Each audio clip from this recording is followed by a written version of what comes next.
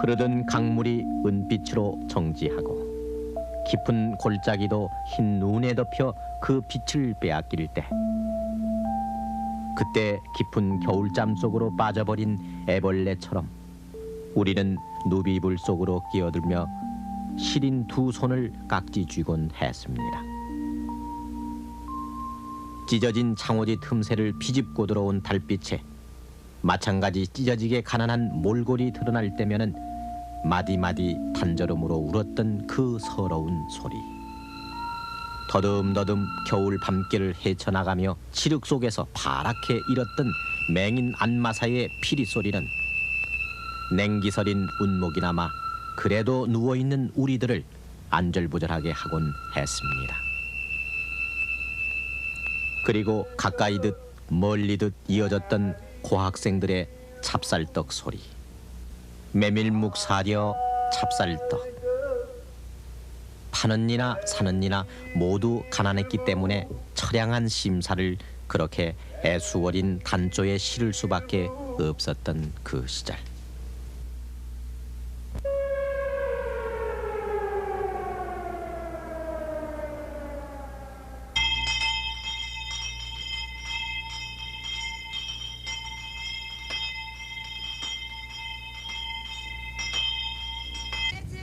지금은 미로 속으로 사라진 그 겨울밤 소리. 그러나 지난 세월을 곰곰 돌아가면 처마 밑 어디선가, 오실의 어디선가 세월이 날려버린 그 여운들은 쇠잔한 바람이 되어 우리들 베갯머리에 슬며시 다가오곤 합니다.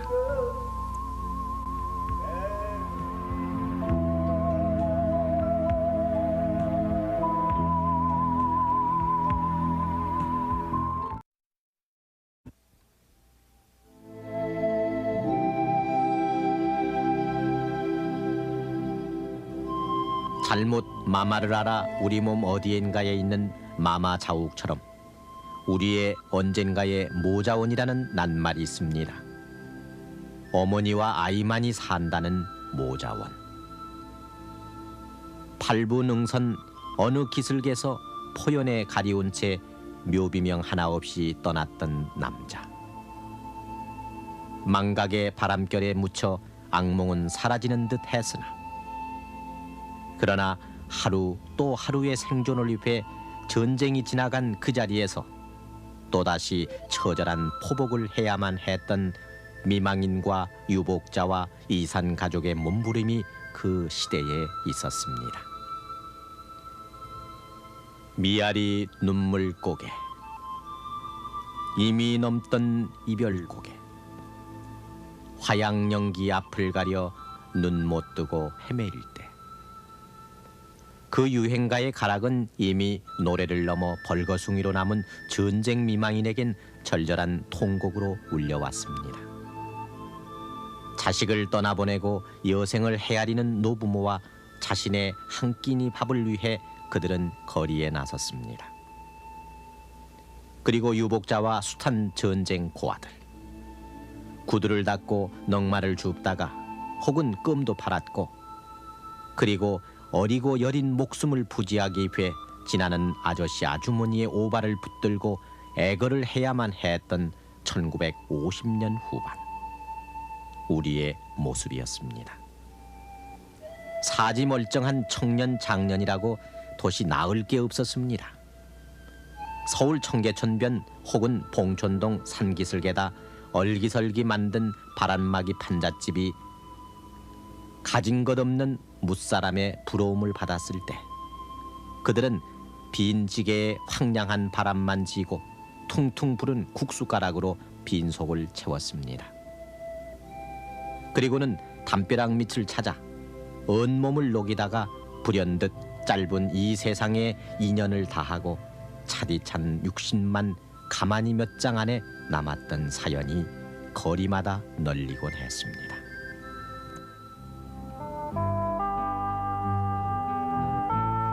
한 돌에 불기도 없이 체온으로만 버티던 그 시대. 신장로 한 구석에서 멀리 반딧불처럼 떠있던 포장마차는 그래도 도시 사람들에게는 더없이 훈훈한 저녁나절 한때를 보태주곤 했습니다. 함석으로 통을 만들고 카바이트를 녹여 불꽃을 당겼던 간데라펜, 막소주 몇 잔에 오뎅 국물의 향연이 그럴듯하게 어우러졌습니다. 태엽 풀린 쾌종시계가 댕댕 10시를 울리고 11시를 넘기면은 그때 아낙네들은 언제나 조바심으로 가장의 귀갓길을 애태우곤 했습니다. 졸아든 된장 뚝배기를 몇 번이나 불에 얹었다 내렸다 하다가는 마침내는 동네 버스 정거장에 나갔던 것인데, 낯선 손님 한둘만 하차시키고는 오라이를 외치며 문짝을 탕탕 치는 총각 차장이 야속하기도 했고, 막차가 끊길라 지아비 걱정에 속을 태웠습니다. 그렇게 동네 어귀는 추위보다 밤이 걱정이 돼서 가장을 기다리느라 청소하다 늦는 아이들 하굣길을 기다리느라 아낙네들의 노심초사로 안절부절이었습니다. 새벽 4시까지의 통행금지. 한자와 일본어로 된 이 한 장의 전단은 이 땅의 밤의 자유를 꼼짝없이 감금시켜버렸습니다.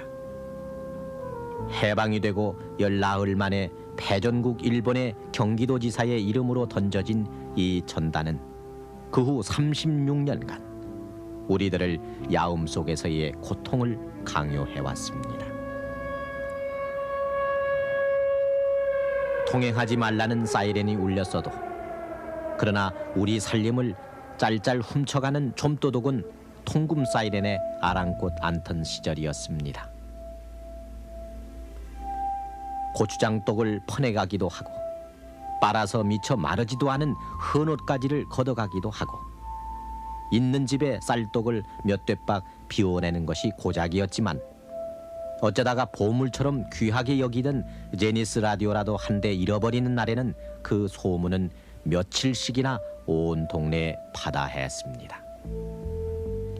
그래서 별반 잃어버릴 것 없는 집 담장 위에도 병을 깬 유리 조각을 꽂아 어설픈 무장을 하기도 했고, 새벽 4시 통금이 해제될 때까지 순찰을 도는 야경꾼은 도둑을 쫓는 건지 두려움을 달래는 건지 더욱 세게 딱따기를 두드리곤 했습니다.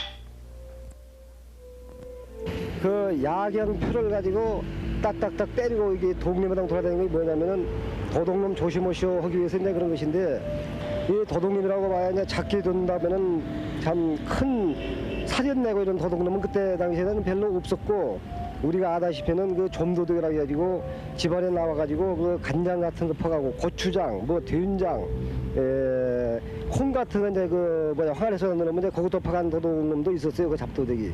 자꾸 보면은 이 동네지간에 사는 사람이라서 크게 벌은 못 썼죠.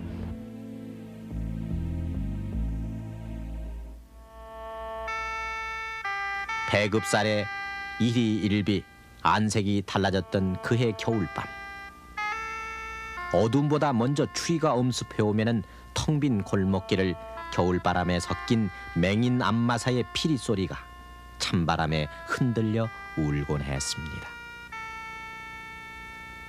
부르는 이도 없건만 혹 바람소리라도 잘못 들은 건지 가다가 뒤돌아보고 가다가 멈칫 뒤돌아보고, 맹인 안마사는 겨울밤을 시리도록 하얀 지팡이로 짚어가곤 했습니다. 찹쌀떡 사려, 메밀묵 사려. 말은 공부하는 고학생이었으나 연령이 급급했던 소년들. 배움은 선택받은 몇몇 사람들만의 것이었고, 그래서 고학생들의 서울살이는 의뢰이 보리 몇 되박 간장 한 종지, 그리고 밤이면은 이렇게 목쉰 외침으로 시작됐습니다. 밤마다 아이들 성화에 졸린 어머니가 며칠을 별러 고이춤에서 꼬깃꼬깃 접은 10판짜리 한 장이라도 내주는 날은 찹쌀떡 장수가 그새 멀리 가버리진 않을까 안달하는 아이의 발걸음이 부산했고, 그날 밤은 또 온 식구가 몇 개 안 되는 찹쌀떡을 놓고 어머님 드셔보세요. 아니다, 애들이나 주어라. 한참을 사양하다 한 점 깨물어 보면 찐득찐득한 찹쌀에 달콤한 팥 버무리게 그 맛은 긴 겨울밤에 감칠맛 나는 한 조각 추억이었습니다. 서울 아현동이나 영천시장에서 떼온 말랑말랑한 찹쌀떡은 나무 상자 한 통 다 팔아봐야 잔돈 몇 푼에 지나지 않는 것이었지만, 그나마도 안 팔리는 날이 많아 딱딱하게 굳기가 일쑤였고, 찹쌀떡 사려 메밀묵 사려 외쳐대던 고학생의 목젖은 사흘이 멀다 하고 쉰 소리를 내야 했습니다.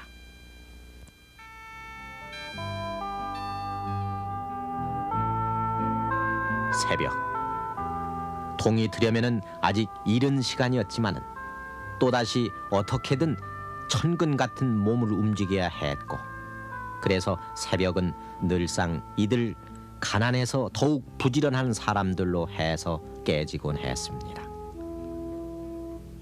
배로 만든 솔대를 감아서 징을 치며 돌아다니는 굴뚝 청소부는 농한기 한철을 이용해 현금이나 한 번 만져보려는 부지런한 뜨내기들이 대부분이었지만은, 지게에 나무 목판을 쥐고 쉴 새 없이 총을 치며 긴 겨울밤에 어둠을 쫓던 두부장수는 새벽잠 없는 주부들과 늘 허물없는 아침 첫 인사를 나누었고, 그래서 대문가에 표시해 놓는 발을 정자 한 획만으로 두 말 없이 외상을 주곤 했습니다.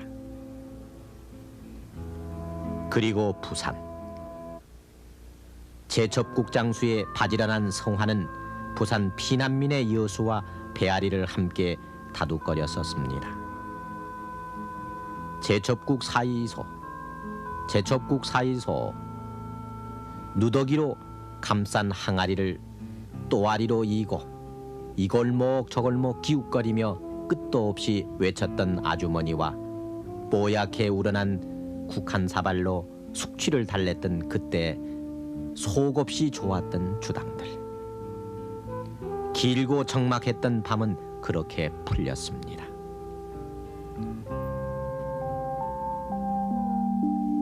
일본인 도지사가 뿌린 전단이 우리의 밤을 붙잡은 채 망연히 흘러갔던 36년이라는 세월. 그때 태어난 해방동이가 장년이 되도록 우리는 밤을 지새우는 것, 갇혀있는 것, 그래서 금제와 구속을 구경하듯이 흘려보냈던 그 몇천 몇만 개의 겨울밤들. 우리의 밤은 통금에 쫓겨 질주하는 차량과 함께 다급해졌고, 야경꾼의 딱딱이 소리에 쫓기듯이 조급했습니다. 만삭의 임산부가 팔을 동동 굴려도 빗장을 잠근 채 까맣게 변한 그 거리는 이미 우리들의 거리는 아니었습니다. 경찰서 보호실엔 언제나 통금 위반자들의 사연이 무성했고, 가끔 크리스마스 날이니 광복절이니 해서 하루씩 통금의 해제라도 되는 날이면 밤거리는 볼일 없는 사람들까지 넘쳐 비로소 경축일을 실감케 했던 그때, 완행열차는 무심히 자정을 넘기곤 초조한 승객을 브레트홈에 부려놓은 채 떠나고 했는데, 그 시절 차표와 바꾼 일시 통행증의 손바닥 도장은 우리들 기억에 부끄러운 음각으로 새겨져 있습니다. 정상적인 운행을 못할 때 남부지방에 비가 많이 왔을 때는 서울에 도착하는 열차가 통금에 저촉받을 경우가 있었죠. 그럴 때는 파출소 직원들이 나와서 그 일시 야간 통행증을 한 도장이 있습니다. 그걸 종이에다 쭉 인쇄를 해놨다가 열차에서 내린 손님들에게 표를 받으면서 그걸 주면서 버스를 타시게 해서 가시도록 했죠. 그 경우에 이제 또 저희들이 예상했던 인원보다 조금 많을 때, 종이의 용지가 없을 때는 부득이 손바닥에다가 도장을 찍었으니 이건 이렇게 좀 몇 명은 양질해 주십시오 해가지고 집이 귀가하는데 시장이 없도록 하는 사례도 있었고.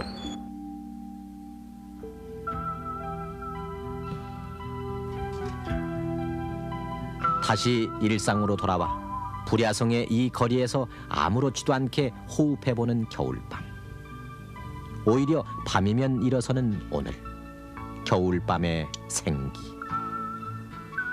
그러나 그 무겁던 밤으로의 빗장을 걸어놓았던 통행금지의 시대는 불과 6년 전의 일이었습니다. 그런 통금 문화에 오래도록 젖어가지고 사실은 그때는 불편했었지만은 참고 견디고 그러다 보니까 사실은 이제 통금 자체에 적응이 돼가지고 별 불편이 없는 것처럼 이렇게 위장이 돼서 성장이 되었거든요. 근데 사실 이제 그 굉장히 불편한 겁니다. 지금 한 6년 전에부터 이제 통금이 해제가 돼가지고 많은 문화적인 그런 사회적인 변화 이런 게 일어난 건데 통금 이 하나가 변화됨으로써 그게 연관되어서 자율적으로 변하는 게 참 많거든요.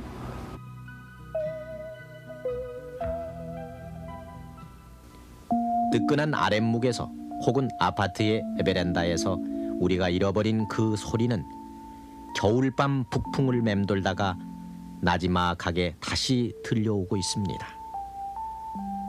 긴 밤이 우리의 대문을 잠그게 하고 드디어는 겨울이 우리의 핏길을 가시게 하고 그래서 밤으로만 움츠려들었던 그 시절. 서러운 단조로 울었던 안마 사이의 피리 소리에 어느새 잠이 들다가 딸랑거리는 투부장수 종소리에 대문을 열었던 토막난 채 버려졌던 그 겨울밤 소리들이 오늘 이제는 며칠 탓이 없어 홍조 띤 얼굴로 잠든 아이들 위로 소리 없이 내려앉고 있습니다.